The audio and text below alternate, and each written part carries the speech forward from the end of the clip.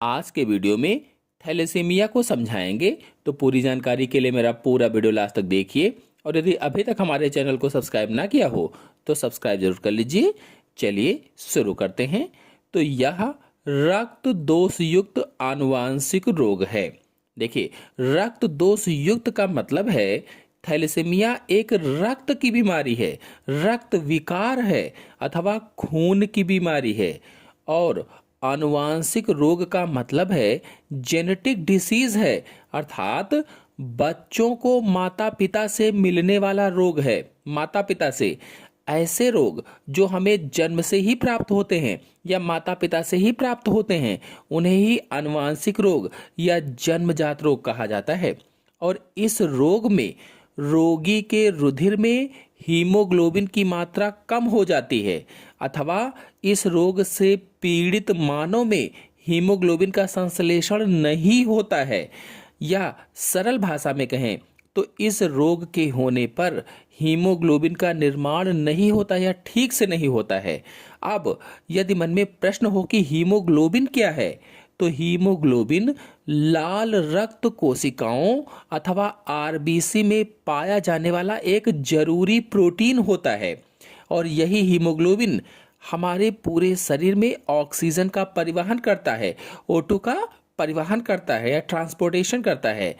अब जब हीमोग्लोबिन की मात्रा कम हो जाती है तो शरीर दुर्बल व आशक्त हो जाता है और हमेशा किसी न किसी बीमारी से ग्रसित रहने लगता है। आपको बता दें कि सामान्य व्यक्तियों में लाल रुधिर कणिकाओं की जीवन अवधि 120 दिन होती है। जो आरबीसी होती हैं उनकी जीवन अवधि लगभग में 120 दिन होती है। और थैलेसीमिया के रोगियों में यह घटकर केवल 20 दिन ही रह जाती है, केवल 20 दिन ही जीवित रहती है बस, जिनको थैलेसीमिया हो जाता है। और विश्व स्वास्थ्य संगठन अर्थात WHO के सर्वेक्षण के अनुसार भारत में इस रोग से लगभग 1.5 लाख बच्चे ग्रसित और प्रतिवर्ष यानी हर साल 10,000 से 12,000 बच्चों की बढ़ोतरी हो जाती है। यानी इस रोग से 10,000 से 12,000 बच्चे और अधिक बीमार हो जाते हैं, रोगी हो जाते हैं। बता दें कि थैलेसीमिया रोग ऑटोसोमल डिसीज है। ऑटोसोमल सहलग्न अप्रभावी जीन से संबंधित है या रिसेसिव जीन से संबंधित है। और यह दोष उत्परिवर्तन अर्थात म्यूटेशन या गुणसूत्र में विलोपन के कारण होता है। या तो म्यूटेंट कोई जीन हो जाती है उसके कारण होता है, या फिर गुणसूत्र में डिलीशन हो जाता है तो उसके कारण हो जाता है।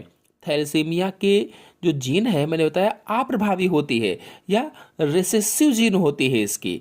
और आपको बता दें जो यह रोग है, जो थैलेसीमिया है, मुख्य रूप से 2 प्रकार का होता है। नंबर 1 थैलेसीमिया मेजर रोग और नंबर 2 थैलेसीमिया माइनर रोग। जो थैलेसीमिया मेजर रोग है यह उस रोग की स्थिति है जब जीन समयुग्म की स्थिति में होता है, होमोजाइगस जीन होता है, तो थैलेसीमिया मेजर रोग हो जाता है। और इस रोग की भयानक स्थिति के फलस्वरूप रोगी की बाल्यावस्था में ही मृत्यु हो जाती है।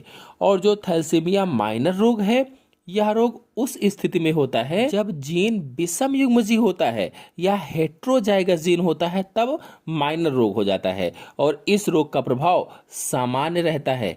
इसे कूले अरक्तता भी कहा जाता है, कूले अरक्तता।